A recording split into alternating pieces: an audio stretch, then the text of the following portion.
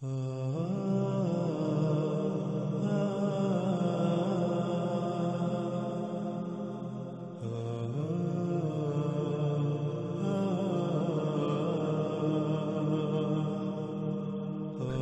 ناظرین، جیسا کہ ہم نے اس روایت میں رسول اللہ صلی اللہ علیہ وآلہ وسلم کے الفاظ کو دیکھا کہ رسول اللہ صلی اللہ علیہ وآلہ وسلم نے اس خام تیل کو، جسے آج انسان اپنے لیے مسیحا سمجھتا ہے، جس خام تیل کی وجہ سے پوری دنیا طرح طرح کی آسائشوں، سہولتوں اور آسانیوں سے مزین ہو چکی ہے، اسے رسول اللہ صلی اللہ علیہ وآلہ وسلم نے دجال یعنی دھوکہ کہا تھا۔ یعنی حقیقت میں یہ مسیحا نہیں ہوگا۔ یہ زمین کا خون جسے آج انسان نے نکالا، اسے اپنے لیے مسیحا کا نام دیتا ہے، اسے اپنے لیے مسیحا سمجھتا ہے، لیکن اس کے نقصانات کیا ہیں؟ ان پر جتنی بھی بات کی جائے اتنی ہی کم ہے۔ اسی خام تیل جس کو رسول اللہ صلی اللہ علیہ وآلہ وسلم نے جفال شر اور انسان کے لیے دجال کہا، اس کے نکالنے کی وجہ سے آج نہ صرف زمین جگہ جگہ سے دنس رہی ہے، بلکہ زمین کی پیدا کرنے کی صلاحیت متاثر ہو چکی ہے، اور اسی خام تیل کے نکالنے کی وجہ سے زمین کا توازن بگڑ چکا، جس کی وجہ سے زلزلے، طوفان اور آندیاں رہی ہیں، اور اس کے علاوہ اسی خام تیل کے نکالنے کی وجہ سے انتہائی بڑے بڑے غیر معمولی عوامل وقوع پذیر ہو رہے ہیں، جو عنقریب انسان کو ایک بڑی تباہی کی صورت میں اپنی لپیٹ میں لے لیں گے۔ اسی خام تیل ہی کی وجہ سے وجود میں آنے والی فارماسیوٹیکل انڈسٹری یعنی ادویات بنانے کے کارخانے، ادویات کا شعبہ، جن ادویات کو انسان اپنے لیے مسیحا سمجھتا ہے، وہ ادویات انسان کے لیے زہر قاتل ثابت ہو رہی ہیں۔ ایسی ادویات کہ جب کسی بیماری کے لیے کوئی دوا خلق کی جاتی ہے، بنائی جاتی ہے، تو وقتی طور پر تو اس دوائی سے، اس بیماری سے آرام ملتا ہے، شفا حاصل ہوتی ہوئی نظر آتی ہے، لیکن حقیقت یہ ہے کہ جب ایک انسان ایک بیماری سے شفا کے لیے اس دوائی کو اختیار کرتا ہے، اسے استعمال کرتا ہے، تو وقتی طور پر تو اسے اس کا فائدہ نظر آتا ہے، لیکن بعد میں وہی دوائی اس ایک کی بجائے کئی طرح طرح کی بیماریوں کا باعث بنتی ہے، اور جس بیماری سے پہلے انسان کو شفا حاصل ہوتی ہوئی نظر آئی، وہی بیماری بعد میں ناسور بن چکی ہوتی ہے۔ اور یہ دجل ایسا دجل ہے کہ جس کو سمجھنا انتہائی مشکل ہے۔ پوری دنیا کے بڑے بڑے عقل مند انسان بھی اس دجل کا شکار ہو چکے۔ کوئی بھی ایسا نظر نہیں آتا جو اس دجل کو دجل کہے، جو اسے دجال کہے، بلکہ ہر کوئی جو بڑے بڑے دماغ ہونے کے دعوے دار ہیں، وہ بھی اس دجل کو اپنے لیے مسیحا ہی تصور کرتے ہیں۔ ان ادویات کی، اس خام تیل سے بننے والی ایجادات کی حقیقت کیا ہے؟ جیسے جیسے ہم آگے بڑھیں گے، اللہ کے فضل سے ہم پر ویسے ویسے حقیقت کھلتی چلی جائے گی۔ اس دجال کا قتل ہوتا چلا جائے گا، اس دجل کا پردہ چاک ہوتا چلا جائے گا، یہ دجل چاک ہوتا چلا جائے گا۔ ان اشیاء پر، ان ایجادات پر، ان مخلوقات پر پڑا دجل کا پردہ، جس وجہ سے یہ دجال ہیں، یہ سب ہمارے سامنے آ جائے گا۔ رسول اللہ صلی اللہ علیہ وسلم نے کہا، اس کا دیکھنے کا ایک آلہ باہر کو نکلا ہوا ہوگا، یعنی دجال ہوگا جیسے کہ بالکل سبز چمکدار شیشہ، اور میں اللہ کی پناہ میں آتا ہوں عذاب قبر سے۔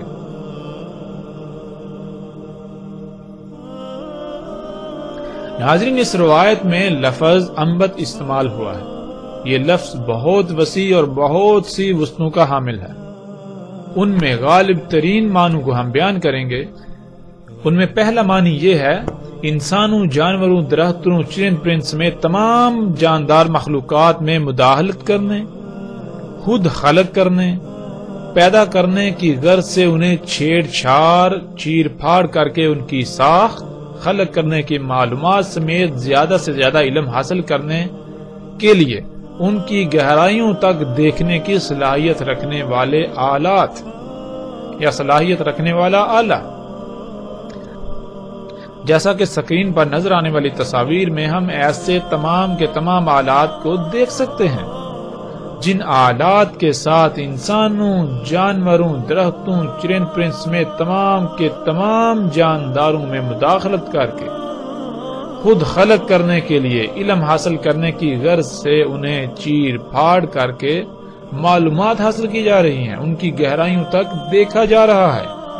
ناظرین، اس لفظ کا دوسرا معنی جو پہلے معنی سے انتہائی قریب تر ہے وہ یہ ہے فصلوں، درختوں، پھلوں پھولوں یعنی نباتات وغیرہ میں مداخلت کرنے کی غرض سے، خود پیدا کرنے اگانے کی غرض سے انہیں چیر پھاڑ کر گہرائی تک علم حاصل کرنے کے لیے باریکیوں گہرائیوں تک دیکھنے کی صلاحیت رکھنے والا آلہ۔ پھر اسی طرح ناظرین اس کا تیسرا معنی ہے ایسا دیکھنے کا آلہ جو انگور کی طرح باہر کو نکلا ہوا ہو۔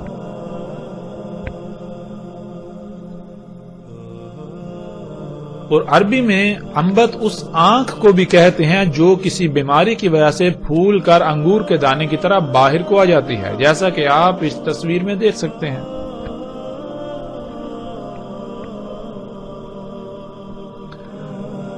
اب ناظرین ہمارے اوپر فرض بنتا ہے کہ ہم اپنے ارد گرد غور و فکر کریں، کیا آج انسان کی خلق کردہ ایسی مخلوقات موجود ہیں، ایسی ایجادات موجود ہیں جن سے یہ سب کام لیا جا رہا ہے جس کا ذکر رسول اللہ صلی اللہ علیہ وسلم نے کیا؟ کیا ایسی مخلوقات موجود ہیں جو دیکھنے کے آلات ہیں وہ سامنے سے بالکل ایسے باہر کو نکلے ہوئے ہیں گویا کہ جیسے آنکھ پھول کر انگور کے دانے کی طرح باہر نکل آئے؟ اور پھر کیا ایسے آلات موجود ہیں جن آلات کی مدد سے تمام کے تمام جانداروں کی چیر پھاڑ کر کے ان کی گہرائیوں تک دیکھا جا رہا ہے یا دیکھا جا سکتا ہے؟ اور جب ہم اپنے ارد گرد نگاہ دوڑائیں، غور و فکر کریں تو ہمارے سامنے ایسے لاتعداد آلات آتے ہیں جو نہ صرف انسان کے خلق کردہ ہیں بلکہ ان سے بالکل وہی کام لیا جا رہا ہے جس کا ذکر رسول اللہ صلی اللہ علیہ وسلم نے کیا۔ اور حیران کن طور پر آج انسان، تقریباً پوری دنیا کے انسان ان آلات کو اپنے لیے مسیحا تصور کیے ہوئے ہیں۔ ان کے نقصانات کیا ہیں؟ ان کا دوسرا پہلو جسے انسان یکسر نظر انداز کرتے ہیں، جس سے اپنی آنکھیں بند کر لیتے ہیں، اس کی بھی ہم وضاحت کریں گے، اس کو سامنے لائیں گے آگے جا کر۔ اور ناظرین وہ کون سے ایسے آلات ہیں، وہ کون سی ایسی مخلوقات ہیں انسان کی ہی خلق کردہ جو سامنے سے ایک چمکدار صاف ستھرے سرسبز شیشے کی مانند شیشے کی ہیں، باہر کو ایسے نکلی ہوئی گویا کہ پھولی ہوئی آنکھ انگور کی طرح؟ اور جب ہم غور و فکر کریں تو حیران کن طور پر ایسے کئی آلات ہمارے سامنے آ جاتے ہیں۔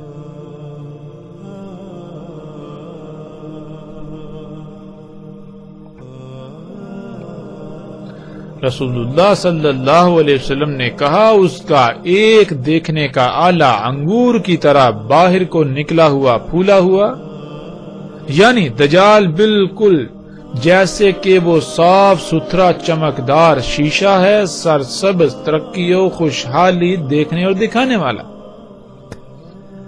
وہ کون سا آلہ ہے جو آج ہمیں خوشحالی اور ترقی دکھاتا ہے، جو سبز ہے، جو شیشے کا ہے، جو پھول کر انگور کے دانے کی طرح باہر کو نکلا ہوا ہے؟ وہ کون سا آلہ ہے کہ جو شیشے کا ہے اور وہ بالکل سامنے سے باہر کو اس طرح نکلا ہوا ہے جیسے کہ آنکھ پھول کر انگور کے دانے کی طرح باہر نکل آ گئی ہوتی ہے؟ وہ آلہ ہماری آنکھوں کے سامنے ہے۔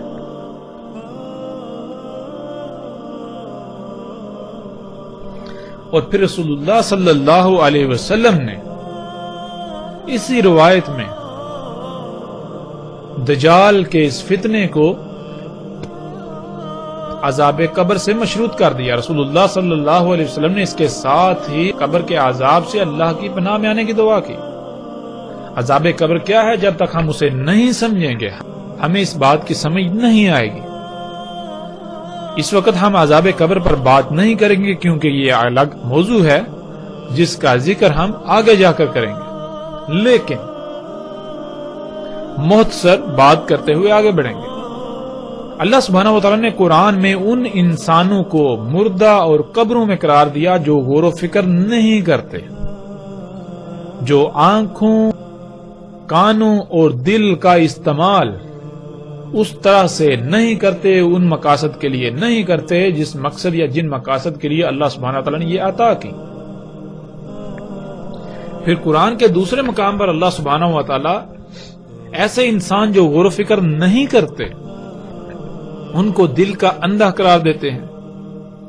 تیسرے مقام پر اللہ سبحانہ وتعالی ایسے انسانوں کو جو غور و فکر نہیں کرتے ان کو چوپائے جانور قرار دیتے ہیں. اور جب ہم غور و فکر کریں تو یہ بات بالکل کھل کر واضح ہو جاتی ہے کہ عذاب قبر یا قبر کیا ہے.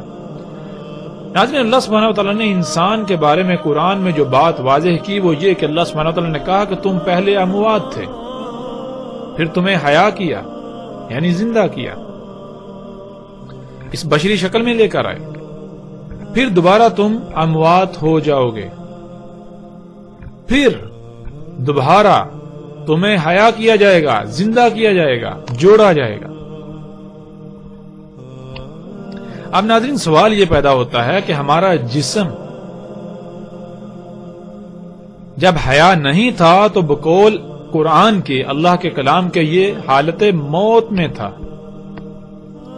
موت کسے کہتے ہیں؟ موت کہتے ہیں ان چھوٹے چھوٹے ذرات کو، ان ایٹمز کو جس سے ہمارا جسم وجود میں آتا ہے. یعنی ہم حیا ہونے سے پہلے ہم اس وجود سے پہلے چھوٹے چھوٹے ذرات کی شکل میں پوری دنیا میں بکھرے پڑے ہوئے تھے.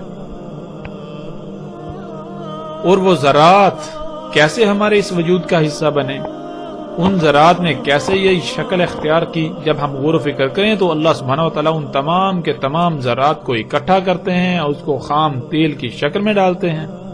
یعنی ہماری موت کی، ہمارے ان ذرات کی سب سے پہلی جو منزل ہوتی ہے وہ ہوتی ہے خام تیل. وہ اجزاء، وہ عناصر، وہ تمام کے تمام ذرات خام تیل کی شکل میں ڈلتے ہیں. اس کے بعد زمین اسی خام تیل سے نباتات نکالتی ہے، ان نباتات سے پھر جاندار وجود میں آتے ہیں، جن جانداروں سے ہم گوشت، دودھ حاصل کرتے ہیں. زمین جو نباتات اگاتی ہے ہم انہی نباتات کو کھاتے ہیں جن سے ہمارا یہ جسم وجود میں آتا ہے. ناظرین، اب جب ہم غور و فکر کریں تو ہمیں پتہ چلتا ہے کہ ہماری موت اور حیات کے درمیان کچھ عوامل ہیں، کچھ مراحل ہیں. وہ کیا ہیں؟ ہماری موت جو کہ ہمارا مواد ہے، ہمارا میٹیریل ہے جس سے ہمارا جسم وجود میں آیا، وہ سفر کرتی ہے، کچھ مراحل سے گزرتی ہے. وہ مراحل کون سے ہیں؟ وہ مراحل یہ ہیں کہ ہمارا یہ جسم بننے سے پہلے ہمارا یہ جسم وہ مواد کہاں تھا، یعنی وہ گوشت کی شکل میں تھا. گوشت کس کا؟ گائے، بکری یا مختلف جانوروں کا. یعنی ہمارا یہ مواد، ہماری یہ موت ہمارے اس جسم کا حصہ بننے سے پہلے مختلف جانوروں، جانداروں کی شکل میں تھی، گوشت کی شکل میں، دودھ کی شکل میں. پھر یہ سبزیوں، پھل فروٹ، گھاس پھوس کی شکل میں تھی. اسی طرح جیسے جیسے پیچھے جائیں تو وہ ذرات کی شکل میں ملتی. ذرات یعنی موت سے لے کر اس حیات کے درمیان، اس کو اللہ سبحانہ تعالی نے قرآن میں حالت قبر کہا ہے. جیسا کہ ہم پیچھے بات کر چکے ہیں کہ جو لوگ غور و فکر نہیں کرتے، ایک مقام پر اللہ سبحانہ تعالی انہیں اندھے قرار دیتے ہیں، دوسرے مقام پر انہیں چوپائے قرار دیتے ہیں، تیسرے مقام پر انہیں اموات اور قبروں میں قرار دیتے ہیں. یعنی انسان اور باقی مخلوقات، باقی جاندار مخلوقات میں جو شے تمیز کرتی ہے وہ یہ ہے غور و فکر کرنا. جو غور و فکر کرتے ہیں وہ تو حیات ہیں، وہ تو زندہ ہیں، اور جو غور و فکر نہیں کرتے وہ مردہ ہیں، کیونکہ انسان کو اسی مقصد کے لیے دنیا میں بھیجا گیا کہ وہ غور و فکر کرے اور جانے کہ وہ کس مقصد کے لیے دنیا میں بھیجا گیا، اس کی حقیقت کیا ہے، اس کا اول و آخر کیا ہے۔ جب انسان کے اس جسم سے روح کھینچ لی جاتی ہے تو پھر یہ جسم دوبارہ ان عوامل سے گزرتا ہوا، ان مراحل سے گزرتا ہوا، انہی ذرات کی شکل میں تبدیل ہو کر پوری دنیا میں بکھر جاتا ہے جیسے کہ وہ پہلے تھا۔ یعنی جب اس جسم سے روح کھینچ لی جاتی ہے، اس کو وفات دی جاتی ہے، تو پھر یہ جسم مختلف مخلوقات، جاندار مخلوقات کا حصہ بنتا ہے۔ اس جسم کو مختلف کیڑے مکوڑے کھاتے ہیں، وہ کیڑے مکوڑے اور مخلوقات کی خوراک بنتے ہیں، یعنی ان کے وجود کا حصہ بن جاتے ہیں۔ اس طرح چلتے چلتے پیچھے چلتے چلتے ایک وقت ایسا آتا ہے جب دوبارہ انسان اسی حالت میں پلٹ جاتا ہے جس حالت میں وہ پہلے تھا، چھوٹے چھوٹے ذرات کی شکل میں وہ پوری دنیا میں بکھر جاتا ہے۔ تو ان ذرات میں بکھرنے سے لے کر اس جسم کے درمیان، یعنی وفات ہونے کے درمیان جتنے بھی عوامل ہیں، انسان کا جسم جن جن مخلوقات کے وجود کا حصہ بنے گا وہ حالت قبر کہلاتی ہے۔ اور قرآن میں اللہ سبحانہ وتعالی یہ بات بھی واضح کر دیتے ہیں کہ جو اجسام طیب ہوتے ہیں، طیب اجسام سے نکلنے والی روح کے لیے آسمان کے دروازے کھول دیے جاتے ہیں، یوں وہ اوپر چلی جاتی ہے جنتوں میں۔ لیکن اس کے برعکس خبیث جسم سے نکلنے والی روح کے لیے آسمان کے دروازے نہیں کھولے جاتے، بلکہ اس روح کو واپس پلٹا دیا جاتا ہے۔ کون سا آسمان؟ پہلا آسمان زمین کا، جو کہ سطح زمین سے 12 کلومیٹر تک ہے۔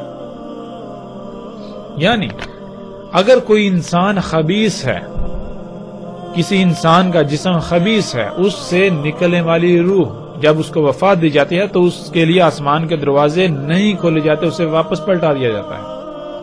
اور جب واپس پلٹا دیا جاتا ہے تو ناظرین، جسم کو زندہ ہونا چاہیے تھا، ہم دیکھتے ہیں جسم زندہ نہیں ہوتا، تو پھر وہ روح کہاں جاتی ہے؟ وہ بجلی، وہ الیکٹرک جس نے ہمارے اس وجود کو زندہ کیا، وہ روح، وہ الیکٹرک، وہ بجلی پھر ان کو ایکٹیو کر دیتی ہے، جو وجود، جو مخلوقات، جو جاندار، جو جانور وغیرہ ہمارے اس جسم سے وجود میں آتے ہیں، وہ ہے حالت قبر۔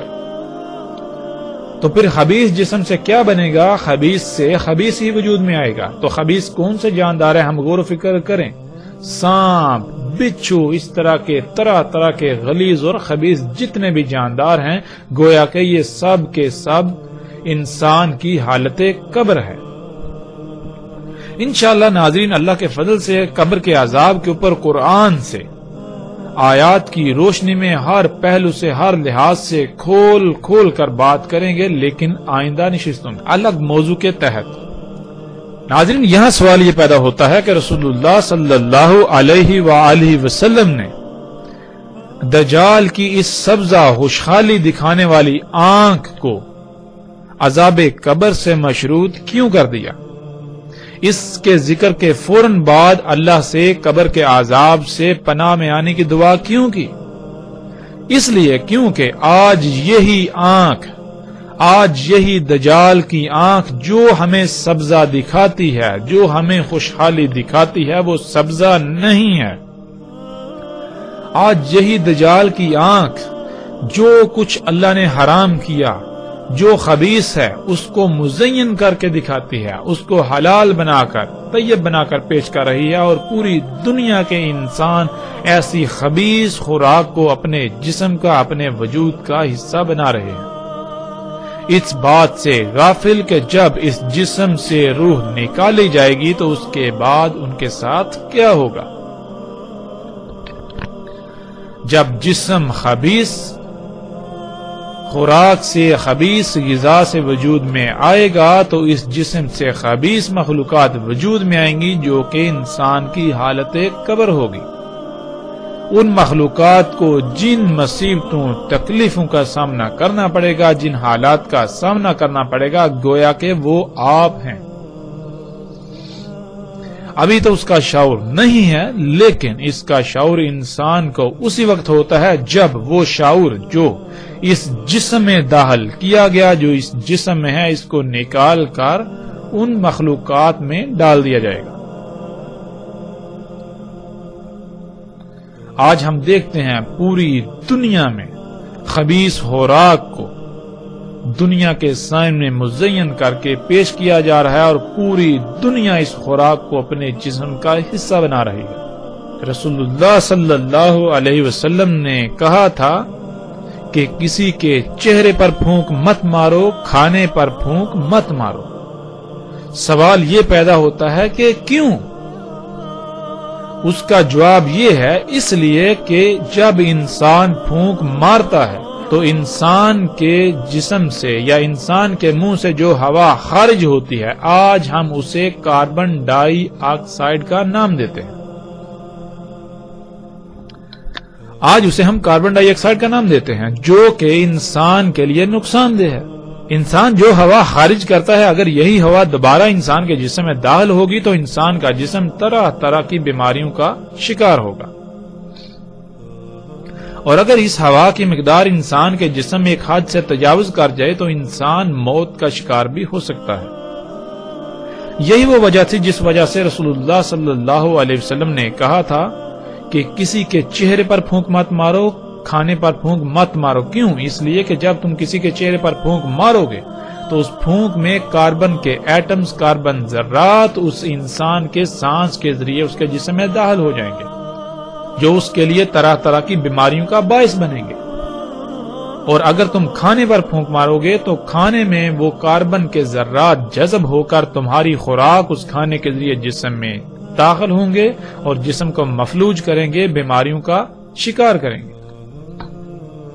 اور ناظرین، آج دجال کی یہ آنکھ پوری دنیا کو اسی گیس کو اپنے جسموں میں انڈیلنے کی دن رات دعوت دے رہی ہے، اور یہ آنکھ اسی گیس کو مزین کر کے دکھاتی ہے۔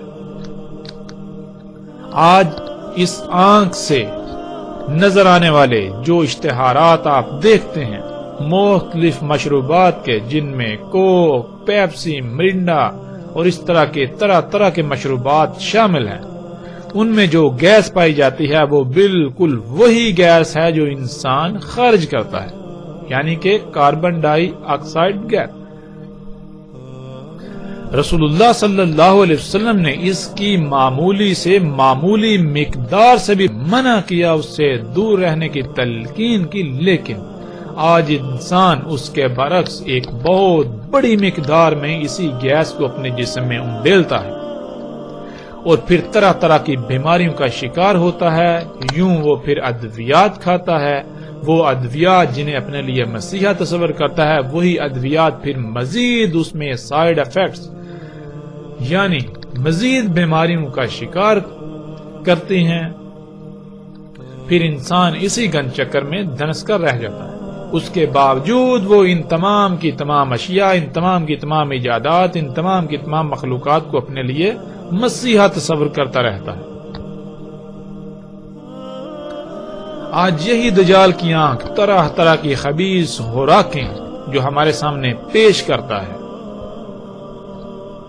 ایسی مزین کر کے کہ پوری دنیا آج بڑے شوق سے ان خوراکوں، ان اشیاء کو کھادی، ان خوراکوں کو، اس غذا کو اپنے اجسام کا حصہ بناتی۔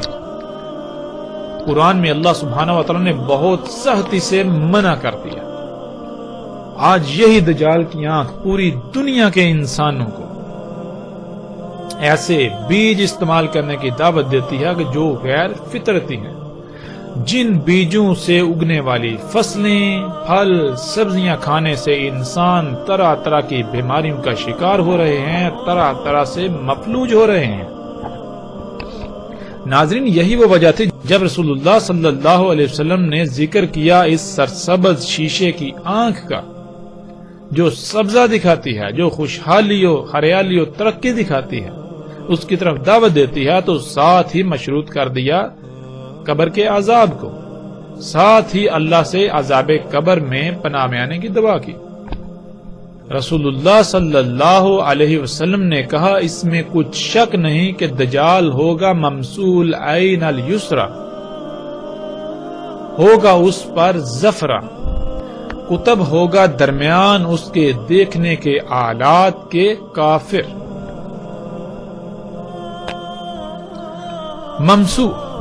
ممسو کہتے ہیں بالکل سپاٹ، بالکل صاف، اتنا چمکدار کے بیچ سے عکس نظر آئے، گھس کر ایسے صاف کیا ہوا جیسے کہ چمکتا ہوا شیشہ، کچھ مٹا ہوا، کسی شے کو باریک بینی سے اس کے چپے چپے کو دیکھ کر نقشہ بنانے کی صلاحیت ہونا، یا جو دیکھنا اسے حفظ یعنی ریکارڈ کرنے کی صلاحیت ہونا، پوشیدہ اشیاء یا کسی بھی شے کی تلاش کے لیے کسی جگہ یا کسی بھی شے کا انگ انگ بہت ہی باریک بینی سے چھان مارنا، سکین کرنے والا۔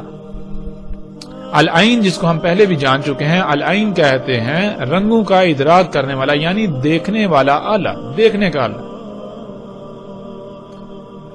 زفرہ، ناظرین زفرہ کا ترجمہ ناخن کا کیے جاتے ہیں۔ عربی کا لفظ زفرہ استعمال ہوتا ہے ناخن کے لیے، تمام کے تمام جانوروں کے کھروں پر خول کے لیے، درندوں کے پنجے، سپ وغیرہ، ناخن، پنجے، کھروں، خول، سپ وغیرہ سمیت تمام مخلوقات میں اس طرح کی شے کو زفر کہا جاتا ہے۔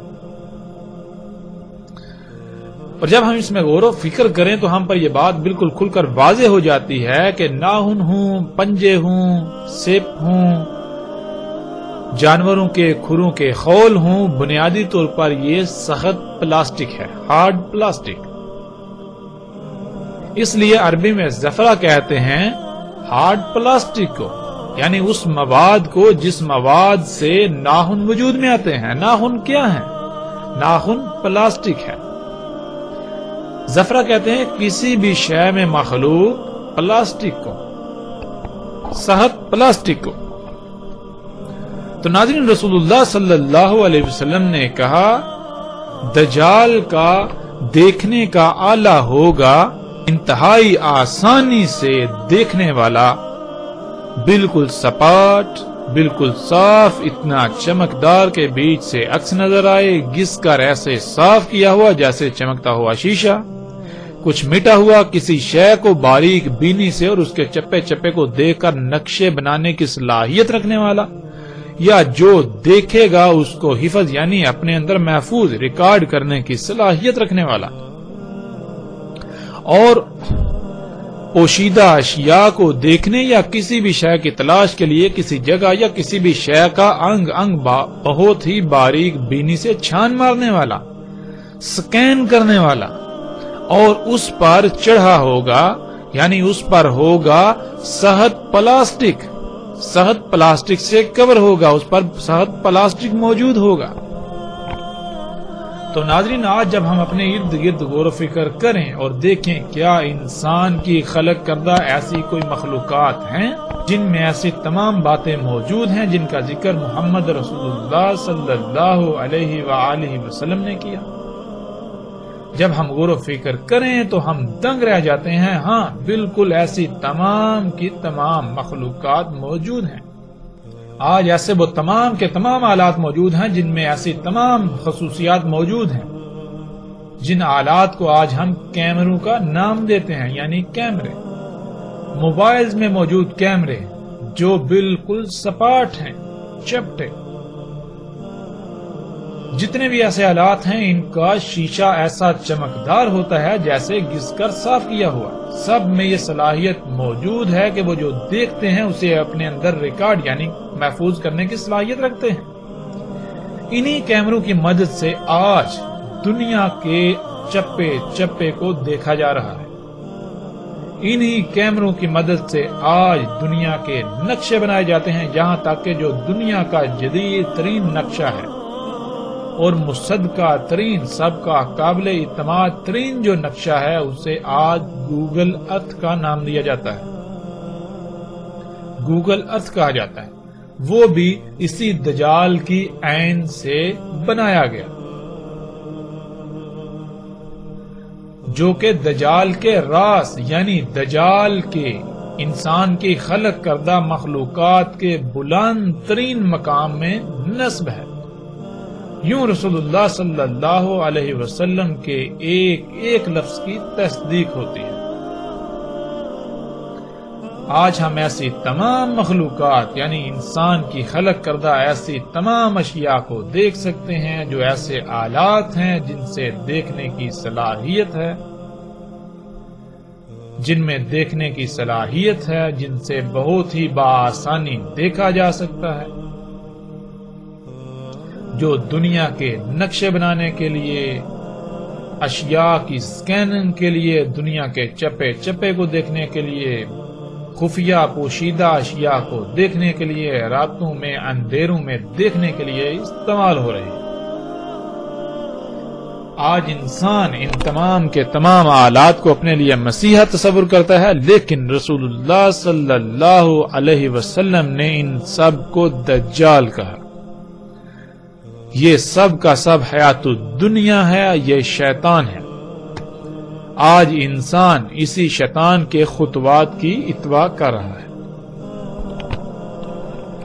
آج انسان اسی حیات الدنیا، اس شیطان کے پیچھے پڑا ہوا، اسی کو دنیا میں آنے کا مقصد تصور کر چکا ہے، اور یہ بھول چکا ہے کہ وہ دنیا میں کس مقصد کے لیے بھیجا گیا۔ رسول اللہ صلی اللہ علیہ وسلم نے کہا اس کا یعنی دجال کا دیکھنے کا آلہ، انتہائی آسانی سے دیکھنے کا آلہ گویا کہ بااعتماد سیارہ ہوگا۔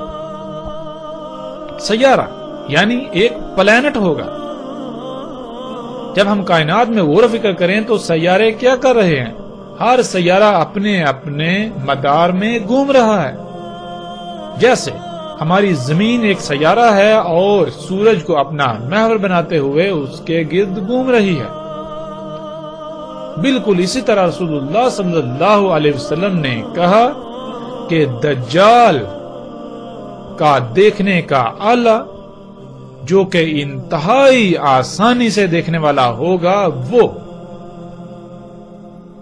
ایک سیارہ ہوگا، یعنی وہ کسی شے کو اپنا مرکز و محور بناتے ہوئے اس کے گرد اپنے مدار میں گھوم رہا ہوگا۔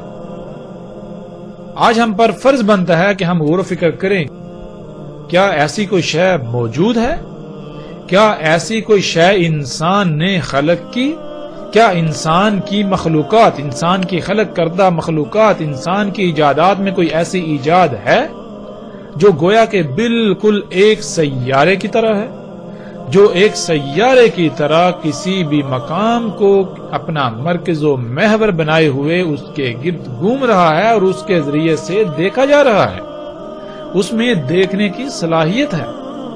اور جب ہم غور و فکر کریں تو انسان حیران رہ جاتا ہے، بالکل رسول اللہ صلی اللہ علیہ وسلم کے الفاظ کے عین مطابق آج دجال کا انتہائی آسانی سے دیکھنے کا آلہ، زمین کو اپنا محور بناتے ہوئے، زمین کو اپنا محور بنائے ہوئے اس کے گرد بالکل اسی طرح گھوم رہا ہے گویا کہ وہ ایک سیارہ ہے، ایک پلانٹ ہے۔ آج اسے ہم سیٹلائٹ کا نام دیتے ہیں۔ اسی سے آج پوری دنیا کے چپے چپے کو انتہائی آسانی سے دیکھا جا رہا ہے۔ رسول اللہ صلی اللہ علیہ وسلم نے کہا ساتھ ہوگا اس کے مثل جنت کے اور مثل آگ کے، یعنی اس کے ساتھ بالکل ویسی ہی اشیاء ہوں گی جیسی اشیاء یا جیسی سہولتیں، آسائشیں، آسانیاں جنت میں ہوں گی، اور اس کے ساتھ ہوگی آگ، اور اس کے ساتھ بالکل ایسی ہی شے ہوگی جیسے کہ آگ ہوتی ہے۔ اور پھر رسول اللہ صلی اللہ علیہ وسلم نے کہا اور اس کی جنت ہوگی غبار والی جو کہ دخان یعنی دھواں ہوگا، اور آگ ہوگی اس کی سرسبز باغ۔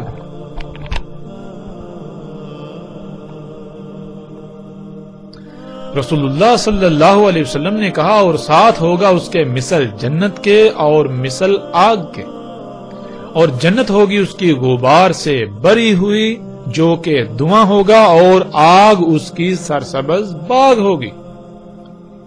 سب سے پہلی بات تو یہ ہے کہ دجال کی جنت میں جو بھی داخل ہوگا حقیقت میں وہ آخرت میں جہنم میں ڈالا جائے گا، اور جو دجال کی آگ میں کودے گا تو آخرت میں اللہ سبحانہ و تعالیٰ اسے جنت میں داخل کرے گا۔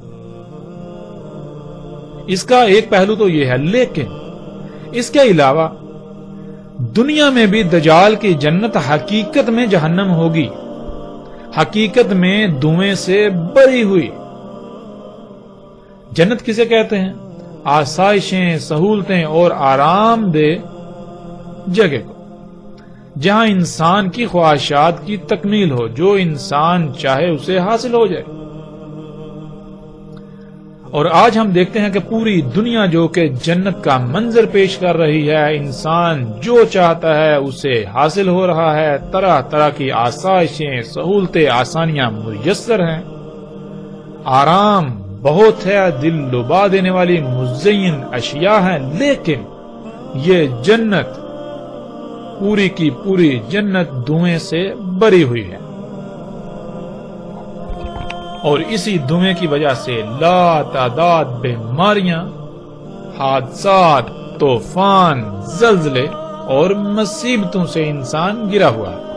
کیوں رسول اللہ صلی اللہ علیہ وآلہ وسلم کے الفاظ کے عین مطابق آج جن معاشروں، جن سوسائٹیوں کو انسان اپنے لیے جنت تصور کیے ہوئے ہیں، آسائشیں، سہولتیں، آرام سے بری ہوئی جگہ تصور کرتا ہے، وہ دھویں سے بری ہوئی ہیں اور اس دھویں کی وجہ سے جہنم کا منظر پیش کر رہی ہیں، اور ہم اپنی آنکھوں سے یہ مناظر آج دیکھ سکتے ہیں۔ اور جہاں آگ برسائی جا رہی ہے وہ جگہیں صرف اور صرف وہی ہیں جو فطرت پر ہیں، جو حقیقتاً سرسبز باغ ہیں۔ ایسے لوگوں کو آج چن چن کر مارا جا رہا ہے، ان پر آگ برسائی جا رہی ہے جو یہ کہتے ہیں کہ دین فطرت ہے اور فطرت پر قائم ہونا ہے۔ ہم فطرت پر قائم ہونا چاہتے ہیں، دنیا کو فطرت پر قائم کرنا چاہتے ہیں۔ اسی دجال کی جنت کے بارے میں چند خبریں آپ کے سامنے ہیں۔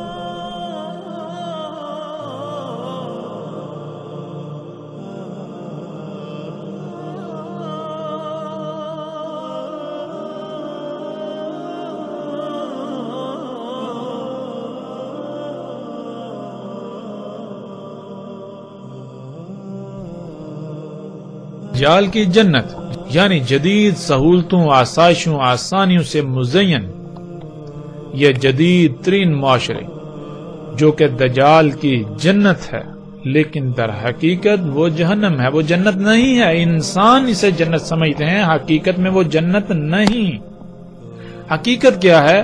حقیقتاً وہ جہنم ہے، دھویں سے بری ہوئی، جس دھویں کی وجہ سے لا تعداد بیماریاں، اچانک اموات کی شرح بہت زیادہ، بے چینی، بے سکونی، بے اطمینانی، ہر طرف باغم باغ، پریشانیاں، طرح طرح کے مصائب، لیکن اس کے باوجود اکثریت کو یہ سب نظر ہی نہیں آتا۔ وہ انہی معاشروں میں رہنے کے خواب دیکھتے ہیں اور انہیں یہ معاشرے جنت نظر آتے ہیں، حالانکہ یہ نہ صرف دھوکہ ہے بلکہ اس کی حقیقت دنیا میں بھی جہنم اور آخرت میں بھی جہنم ہے۔ دجال کی جہنم ظاہراً دنیا میں دجال کی جہنم میں بہت سختیاں ہیں۔ دجال کی جہنم ہر وہ جگہ ہے جو فطرت پر ہے، جہاں یہ ایجادات موجود نہیں ہیں، جو محمد رسول اللہ صلی اللہ علیہ وسلم کے موجود نہیں تھی اور آج دنیا میں موجود ہیں۔ ایسی جگہ حقیقتاً سرسبز باغات اور خامیوں، نقائص و بیماریوں سے پاک ہیں۔ یوں وہ حقیقتاً دنیا میں بھی سرسبز باغات جنت اور آخرت میں بھی ایسے لوگوں کو جنت میں داخل کیا جائے گا، اور اس کے علاوہ ہر وہ جگہ جہاں دین قائم ہو وہ دجال کی جہنم ہے، دجال کی آگ ہے یہاں، یعنی وہاں آگ برسائی جائے گی۔ دین اللہ سبحانہ وتعالی نے قرآن میں واضح کر دیا کہ دین کیا ہے، دین ہے فطرت پر قائم ہونا۔ جہاں دین قائم کیا جائے گا یعنی جس جگہ کو فطرت پر لایا جائے گا تو شیاطین اور اولیاء شیاطین کو اس سے بہت تکلیف ہوگی۔ یوں وہ علاقہ ہر لحاظ سے جہنم کا منظر پیش کرے گا، اس میں سختیاں، آزمائشیں، آگ و بارود کی بارش ہوگی، لیکن در حقیقت وہ دنیا میں ایک آزمائش ہوگی جس کے بدلے مومن کے درجات بلند ہوں گے اور وہی درجہ وہ آخرت میں پالے گا۔ یوں دجال کی جنت حقیقت میں آخرت میں جنت اور بلند درجات کا حصول ہے، نہ کہ حقیقتاً جہنم۔